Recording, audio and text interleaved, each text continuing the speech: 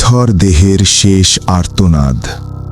স্থান: ঢাকার অদূরে এক পুরনো মর্গ ও তার সংলগ্ন কবরস্থান। সময়: রাত 2:30। সেদিন ঝমঝমিয়ে বৃষ্টি পড়ছিল। আমি আর আমার সহকারী রতন মর্গের বারান্দায় বসে চা খাচ্ছিলাম। হঠাৎ একটা অ্যাম্বুলেন্স এসে থামল। ভেতর থেকে একটা স্ট্রেচার বের করা হলো। সাদা কাপড়ে ঢাকা একটা শরীর। ড্রাইভার জানালো মেয়েটি সড়ক দুর্ঘটনায় মারা গেছে, কিন্তু অদ্ভুত ব্যাপার হলো তার শরীরে কোনো আঘাতের চিহ্ন নেই। আমরা লাশটি মর্গের ভেতরে 3 নম্বর টেবিলে রাখলাম। ময়নাতদন্ত হবে পরদিন সকালে। রতন লাশটির পায়ের আঙুলে ট্যাগ বাঁধতে গিয়ে হঠাৎ আতকে উঠে পিছিয়ে এলো। সে বিড়বিড় করে বলল, ওস্তাদ, লাশটার তো হাত নড়ছে। আমি ধমক দিলাম, বললাম, মরার পর পেশি সংকুচিত হয়, ও কিছু না। কিন্তু মনে মনে আমারও খটকা লাগলো। মেয়েটির মুখটা যখন ঢাকা দিচ্ছিলাম, আমার মনে হলো সে যেন একবার চোখের পাতা কাঁপালো। মাঝরাতের বিভীষিকা।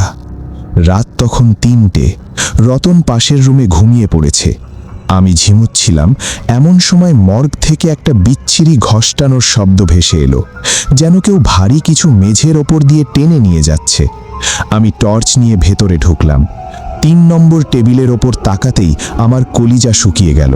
টেবিলটি খালি, সাদা কাপড়টা মেঝেতে পড়ে আছে, কিন্তু লাশটা উধাও। হঠাৎ আমার ঘাড়ের কাছে ঠান্ডা একটা বাতাসের ঝাপটা অনুভব করলাম। মনে হলো কেউ আমার কানের কাছে এসে খুব জোরে শ্বাস নিচ্ছে। আমি হিমশীতল গলায় ফিসফিসানি শুনতে পেলাম, আমার ভেতরটা এখনো জ্বলে যাচ্ছে, আমাকে কেন এখানে রাখলে? আমি পেছনে ফিরতেই দেখলাম সেই মেয়েটি দাঁড়িয়ে আছে, তবে তার চেহারা এখন আর স্বাভাবিক নেই। গায়ের চামড়া নীলচে হয়ে গেছে, আর চোখ দুটো কোটর থেকে বেরিয়ে আসার উপক্রম। সে তার 2 হাত বাড়িয়ে আমার দিকে এগিয়ে আসছে। তার আঙুলের নখগুলো অস্বাভাবিক লম্বা আর কালো। শেষ পরিণতি। আমি দৌড়ে বেরিয়ে আসতে চাইলাম, কিন্তু মর্গের ভারী লোহার দরজাটাকে যেন বাইরে থেকে আটকে দিয়েছে। আমি পাগলের মতো ধাক্কা দিচ্ছি, আর পেছনে সেই ঘষ্টানোর শব্দটা কাছে আসছে। মেয়েটি আমার একদম কাছে চলে এলো।